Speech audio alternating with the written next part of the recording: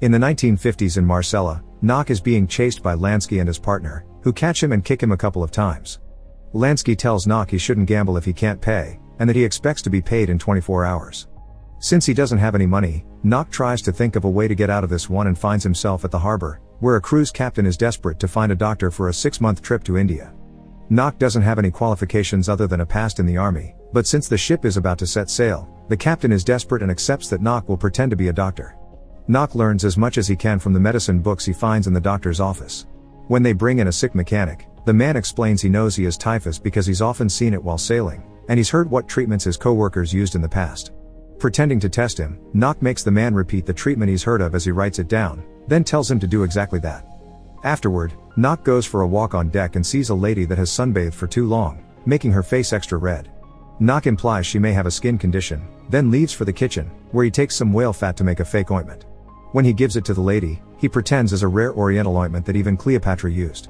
A few days later, the redness of the lady's face disappears naturally because it had only been a bad tan, but she thinks it's thanks to the ointment and is willing to pay any cost for more. After selling her 3 bottles at a crazy price, Nock checks on the mechanic, who is doing better too. The captain is amused at how well Nock's doing and wonders what he'll do after the trip, to which Nock answers he'll go to medical school. 5 years later, Nock arrives at the small village of San Maurice, where he'll be taking over Dr. Parpolade's practice. Parpolade is moving to retire in the big city and wants to leave his office in good hands, so Nock assures him he studied to be a doctor after accidentally referring to the patients as clientele. The next day, Nock pays the mailman to go around town with an announcement. On Tuesday morning, he'll give every person living in San Maurice a free consultation. Afterward, he goes to the local pharmacy to meet Mr. Mousquet, whose business isn't doing well. Nock uses his charms to reach an agreement. They'll make people think they'll feel worse than they actually do and share the earnings. As the mailman delivers the announcement around town, gossip around Nock begins to spread. He's more elegant than what they're used to, but different is intriguing. However, Priest Lupus thinks a doctor that offers free consultations is suspicious and must be hiding something. Some hours later, the mailman goes to Nock for his payment and is approached by Adele to drop a letter, causing Nock to start developing an interest in her. Afterward, he gives the mailman his free consultation, already using his charms to convince him his stress has some hidden sources they're going to treat. In the afternoon, Nock goes to the local school to speak to Bernard, the headmaster, to scold him for not having health classes at school. He leaves him some material to teach the kids about hygiene, including some posters that may come off as creepy and scary to the kids because of their gritty illustrations. These posters are also hanging on the walls of Nock's office, so when Tuesday comes around, everyone is feeling quite uncomfortable while waiting. Nock's first patient is Adele's employee La Cook, who feels well and only came because it's free. When Nock notices her yawning, he gives her a quick checkup and tells her to diet and rest for a few days before deciding on a treatment. At that moment, Lupus arrives at the office and scoffs at everyone for being here when they never are this eager to go to mass.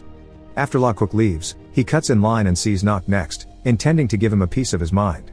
However, Nock quickly takes over the conversation, tells Lupus he has conjunctivitis, and sends him away with a prescription. When La Cook returns home, she orders Adele to tidy up her room and get a second mattress. Nothing shall bother her while she rests. But when Adele coughs, La Cook doesn't show the same worry for her health and tells her to stay silent. Next, Nock checks on the mailman, who is doing much better even if he realizes he needs to pay for this second consultation. Everyone in town is happy with Nock's work and impressed by his persona. Men think he's distinguished and smart, women call him charming and handsome, and Lupus can't stop his jealousy. He's so popular that Elizabeth comes to see him just to gift him a basket of goods she baked herself and invites him to the mayor's dinner party while trying to flirt. In the evening, Nock assists this dinner party, where rich widow Pons competes with Elizabeth to see who gets to flirt with the doctor more. Nock also takes the chance to invite everyone to the conference he'll be giving at the school the next day. In the morning, the classroom is filled with both kids and adults listening to Nock talk about the kind of illnesses that can be found everywhere. He calls Didier to the front to give a demonstration, pointing out how to discover bad signs inside the mouth. Fortunately, Didier is clean, and Nock congratulates him for his good hygiene, earning him a round of applause from everyone.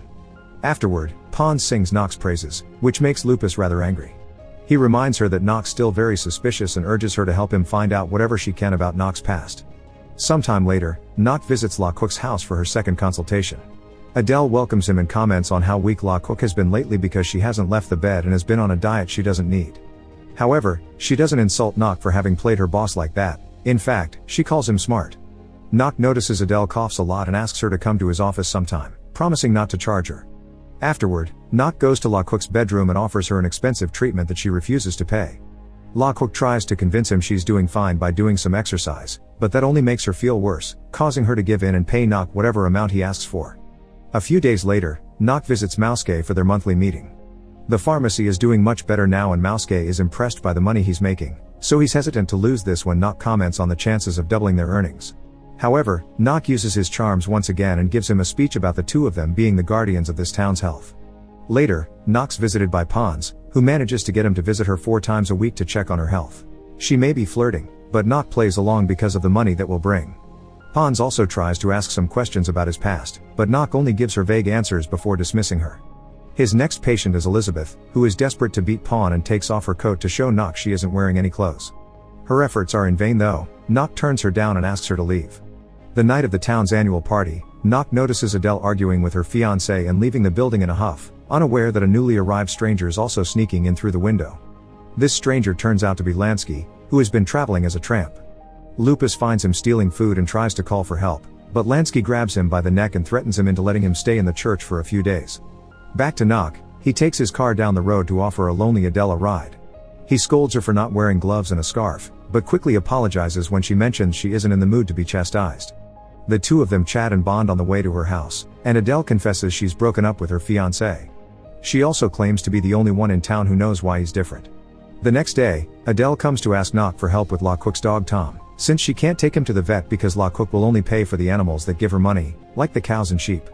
Luckily, Tom's only dislocated his shoulder, thus Nock's able to quickly put it back into place.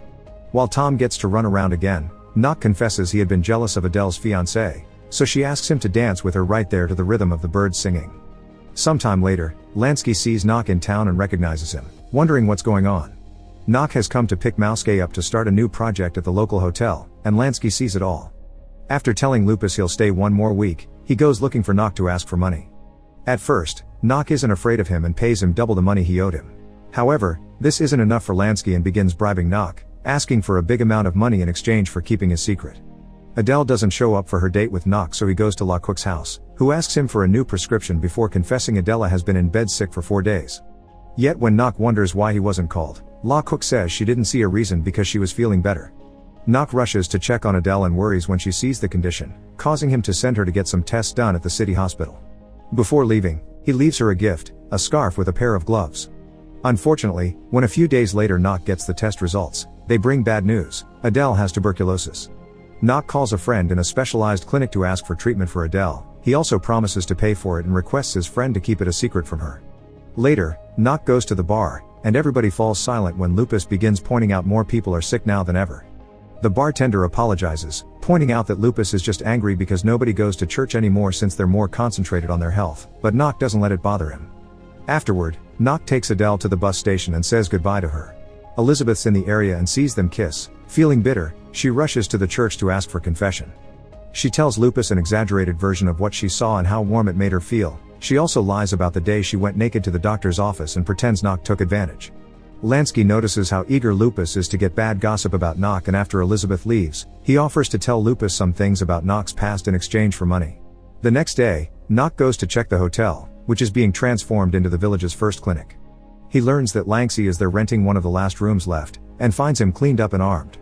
Nock gives him the money he asked for, but Lansky grabs it only to ask for more, this time an even more insane amount.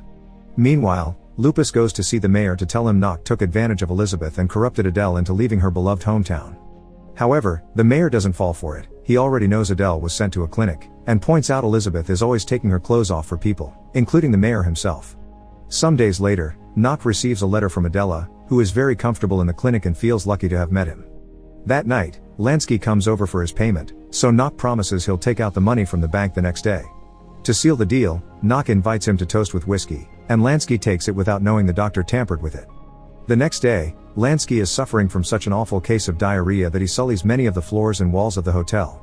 Nock goes to check on him and pretends Lansky's terribly sick, so he promises to help after Lansky gives him back his money and signs a letter confessing all his past crimes. Some weeks later, Parpelade comes back to the village to see how it's doing, and he's shocked to see the finished clinic, not understanding the need for it. Next, he goes to see Nock and is even more shocked to hear he has 600 consultations a month. Parpelade points out the poor morals behind this method, causing Nock to begin a speech about the way medicine is reaching the common people that annoys Parpelade into leaving. Nock visits Adele and she sweetly tells him the two of them aren't so different after all because they grew up poor.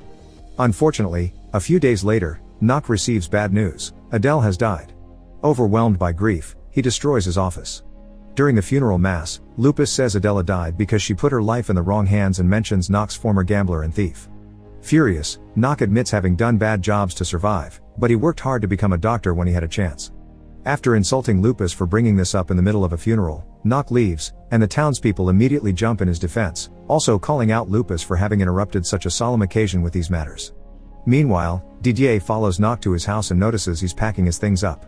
The kid runs back to the church to tell the townspeople that Nock is leaving for good, so everyone comes to an agreement. They don't care if Nock isn't an actual doctor or is a criminal, he's made their lives better. Ignoring Lupus' pleas, everyone rushes out to the streets to surround Nock's car and ask him to stay. La Quick even confesses she got a letter from Adele saying she wanted him to have Tom, which means Nock should stay in her honor. When even a man that used to stutter begs him to stay with perfect speech, Nock cries and promises the Adele that lives in his heart that this will be his permanent home. Make sure to subscribe and turn on notifications so you can watch more videos like this. Thanks for watching.